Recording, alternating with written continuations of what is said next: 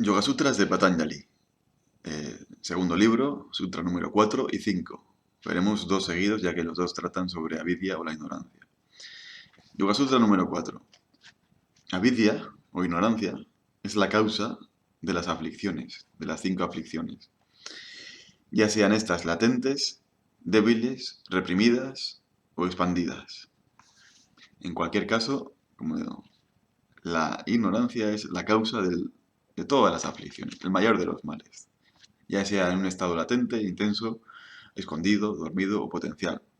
¿Sí? Y Yoga Sutra número 5.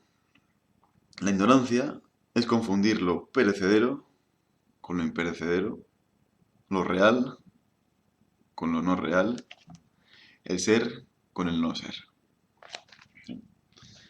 Entonces tenemos aquí dos sutras que tratan sobre la ignorancia, el mayor de los males, avidya. Avidya. Bien, y aquí lo define tan sencillo como que la ignorancia es confundir lo real con lo no real, el ser con el no ser. Y de esta ignorancia, de esta confusión, surge todo lo demás, cuelga todo lo demás, cuelga el egoísmo. Al final el egoísmo es una identificación por ignorancia con el ego. El apego y la aversión también es una confusión por ignorancia que nos hace apegarnos a aquello agradable, lo que es transitorio, y huir de aquello desagradable. Y el miedo a la muerte también es una completa ignorancia, ya que tenemos miedo porque desconocemos, ¿sí? Desconocemos lo que realmente sucede. Entonces por eso se dice en este cuarto sutra que todas las demás klesas o aflicciones cuelgan de la ignorancia. Entonces, como veis, el yogi tiene un enemigo, que es la ignorancia, avidya, la oscuridad. Esto mitológicamente o esotéricamente se conoce como la oscuridad. La luz es la sabiduría, o Dios, y la oscuridad es la ignorancia, o Satanás, o el demonio, o lo malo. El bien, el mal, esa dualidad entre luz y oscuridad, que es la primera de las dualidades que se dan en la mayoría de culturas y tradiciones, ¿no? La luz y la oscuridad, lo blanco y lo negro, la sempiterna batalla entre la luz y la oscuridad. La oscuridad siempre quiere tener el poder y su herramienta es la ignorancia. Y la luz es iluminar esas áreas oscuras. Bien, ¿qué es confundir lo real con lo no real? Para eso, pues, ya digo, hay que ir hacia atrás, hay que estudiar mucho, utilizar mucho el Kriya Yoga. Recordar que definíamos en el Sutra 1 el Kriya Yoga. Y uno de los postulados del Kriya Yoga era el Swadhyaya, o estudio. O sea, hay que estudiar mucho para ser capaces de desentrañar esta pregunta o esta respuesta. Y la luz de la oscuridad no se disipa tan fácilmente. Hace falta una rigurosa práctica, mucho conocimiento, mucho tiempo, ya que la finalidad humana o de la conciencia es la de eliminar la oscuridad y alcanzar la luz o la sabiduría o trascender. Entonces, como decía en otro sutra, ningún libro, ni ningún maestro, ni ningún conocimiento nos va a hacer de repente iluminarnos de golpe. Es un progreso gradual, muy gradual, el de eliminar la oscuridad o la ignorancia, la avicia. Entonces, ¿qué es confundir lo real con lo no real? Se dice que lo real en el hombre, en el ser humano, es el espíritu. Espíritu se entiende como eso más profundo, más puro, más, más divino que hay en nosotros. Como el substrato de fondo, el germen de la conciencia. ¿Y qué es lo único que no cambia? Y esa es una pista para saber qué es real y qué es no real. Esta es una pista del Jnana Yoga o de la filosofía Vedanta, Advaita Vedanta, que nos dice que todo lo que cambia es no real. Solo lo real no cambia. Entonces aquí tenemos una pista para acercarnos a esta sabiduría. El cuerpo físico cambia, es evidente que cambia a lo largo del tiempo, a lo largo de los años, incluso a lo largo del día, depende de la cara con la que te levantes. El cuerpo físico va cambiando, se va destruyendo, se va regenerando, va envejeciendo, cambia. Por lo tanto, desde esta perspectiva, desde este estado lógico, no es lo real, no es la verdad. Eso no significa que sea mentira, porque hay tres cosas: verdad, no verdad y mentira. ¿Sí? O real, no real y falso. El cuerpo es no verdad, pero tiene una consistencia, tiene una realidad, que es nuestro vehículo de acción en este plano físico de la existencia. No es una ilusión, no es mentira, tiene su consistencia, pero no es lo real, no es lo real con mayúsculas de esa realeza. Las emociones o el estado mental o psíquico cambian también, ¿no? Hoy siento una cosa, mañana siento otra. Hoy pienso una cosa, pasado mañana pienso otra.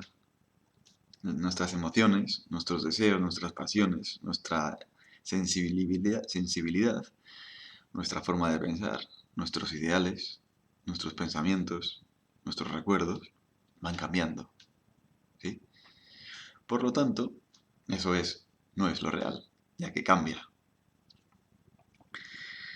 Entonces, ¿qué es lo que no cambia? ¿Qué es lo real? ¿Qué es lo que permanece siempre inalterable? Pues una cosa podría ser la vida en sí, eso que nos mantiene vivos, esa chispa, es siempre. Y la conciencia, la autoconciencia, ¿sí? La conciencia no es el pensamiento.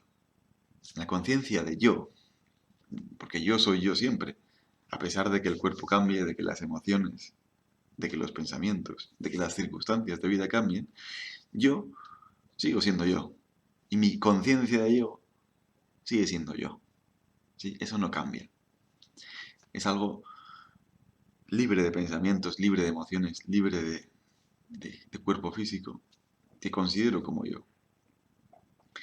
Y si el cuerpo físico desapareciera, si las emociones desaparecieran, y si la mente desapareciera, muchos piensan que eso es la muerte absoluta.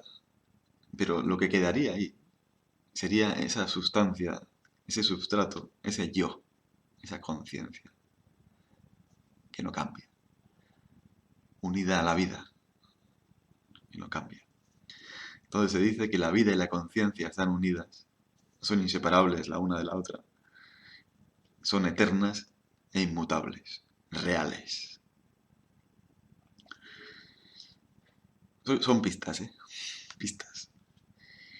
También se dice que cuando se da la encarnación en una vida humana, la conciencia o el espíritu, también se conoce como la mónada o ese átomo indivisible, se introduce en un cuerpo físico. Quizá no sea así, pero para que lo entendamos, imaginaos que nacemos como bebés en un cuerpo físico y se introducen la conciencia y la vida, o el espíritu, para entenderlo, para entenderlo. Entonces, en esa encarnación se envuelven lo que se llama comúnmente como el velo de Maya, el velo de Isis, el velo de la irrealidad. Y como la fuente de información son los cinco sentidos, se dice que todo lo que nos llega se convierte o se vuelve algo no real. ¿Sí?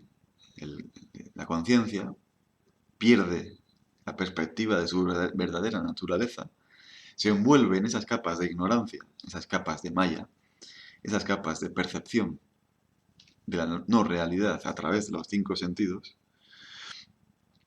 y llega la ignorancia, la oscuridad, la confusión. Y hacen falta muchas y muchas y muchas vidas humanas, muchas encarnaciones, mucho trabajo, muchísimo, para que la conciencia se desligue de esa idea errónea, errónea entre comillas, ya que hemos dicho que no es del todo irreal, que tiene su realidad, y se identifique con su verdadera naturaleza, que es esa realeza de conciencia y vida puras. Para que se entienda, ¿eh? Entonces, fijaos lo que es el drama o misterio de la vida. El espíritu que pace libremente en los mundos espirituales decide aventurarse en una aventura, que es la aventura de la experiencia de la encarnación o de la experiencia humana. Esto, voy a poner el ejemplo del parchís. Todos habéis jugado al parchís, ese juego, que viene de un juego del juego de Lila, que se llama, es un juego antiguo de la India. Pues el espíritu, al principio, al principio de todo, antes de la manifestación física, estaba en estado potencial, en su estado real, unido al Padre, unido a Dios, unido a ese espíritu universal. Tira los dados y saca un 6. Encarna. O sea, la conciencia hace un viaje descendente hacia el tablero, que es este plano físico. Y empieza el juego de la vida. Pero esa conciencia, o esa mónada, o ese espíritu, al envolverse en materia, al envolverse en cuerpos materiales, físicos, emocionales, mentales, etc., se olvida de su real naturaleza y se identifica con la materia, que es el siguiente, que es esa que vamos a definir, el egoísmo. El egoísmo o egotismo es identificarse con la materia. Y se olvida de su linaje real. Y tiene que pasar incontables, e innumerables experiencias y vidas, como el parchís. Ahora tiro dados, avanzo unas casillas, ahora me comen, retrocedo, vuelvo a salir, me vuelven a comer, vuelvo a casa, vuelvo a salir, hasta llegar a la meta final, después de horas de juego, o innumerables vidas. Entonces, en ese proceso de lo que llamamos vida, es todo el proceso de volvernos a identificar con lo real y de desidentificarnos poco a poco con lo no real. Ese es el gran misterio de la vida, el gran drama cósmico, el gran juego de la vida. Y hace falta muchísimo, muchísimo, muchísimo tiempo. ¿Eh? Que nadie se piense que se va a conseguir así. Bien, como la ignorancia tiene sus mecanismos, porque es el antagonista, recordar, el gran antagonista, ¿sí? El gran enemigo, tiene sus herramientas, la falta de información veraz, la mentira, la confusión, la duda. Tiene sus mecanismos y sus agentes, sus sicarios, sus mercenarios a sueldo, para que la ignorancia campe a sus anchas por el mundo. ¿Eh? No nos va a poner las cosas nada fáciles, nada fáciles. Y todo el proceso del yoga, bueno, ya sea del yoga o cualquier otra tradición o cualquier otra técnica de perfeccionamiento y mejoramiento humano, todo consiste en ir reduciendo la ignorancia y aumentando la luz. Es decir, ir aumentando la identificación con lo real e ir desidentificándonos con lo no real. En eso consiste la ignorancia, en tomar lo real por lo no real, lo puro por lo impuro, lo perecedero por lo no perecedero. ¿Sí? Confundir la materia con el espíritu. Y todas las técnicas que podamos hacer, van encaminadas hacia ese fin, a ir reduciendo cada vez más la ignorancia, e ir aumentando cada vez más la luz. Y bueno, este es uno de los grandes misterios de la vida que hay que tener en cuenta. Entonces, la ignorancia es la oscuridad y la sabiduría es la luz. Y hay que ir poco a poco, aumentándola. Y todas las demás aflicciones cuelgan de esa ignorancia primaria, cuelgan de ese espíritu al envolverse en la materia, al manifestarse, al encarnarse, se crea ese velo de malla, ese velo de ilusión, que es necesario, es muy necesario para que se desarrolle tanto la vida como los obstáculos, para que podamos despertar. Porque si el juego del parchís o el juego de la vida fueran muy fáciles, fuera todo cuesta abajo, fuera todo llano, sin dificultades, no tendríamos esas oportunidades de desarrollar la conciencia. Esto ya lo he dicho alguna vez, es como ir al gimnasio. Tú si quieres trabajar los músculos o esculpir el cuerpo físico, necesitas ir al gimnasio y vencer resistencias, vencer esfuerzos, levantar pesas, levantar peso. ¿Sí?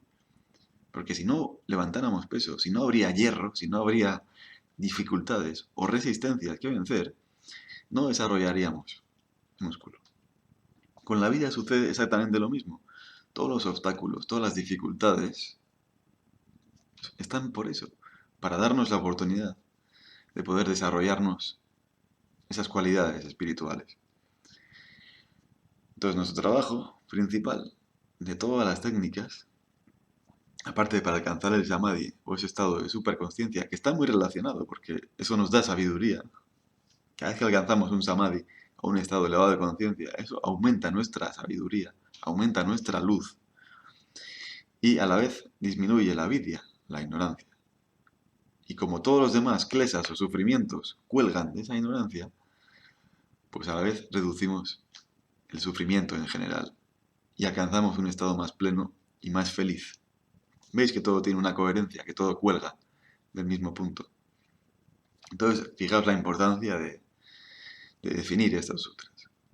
Así que ya tenemos una pista sobre la ignorancia, el primero y más importante de los 5 klesas. Bien, pues concluimos estos 2 sutras y en los siguientes sutras veremos los siguientes 4 klesas o aflicciones que nos quedan por ver.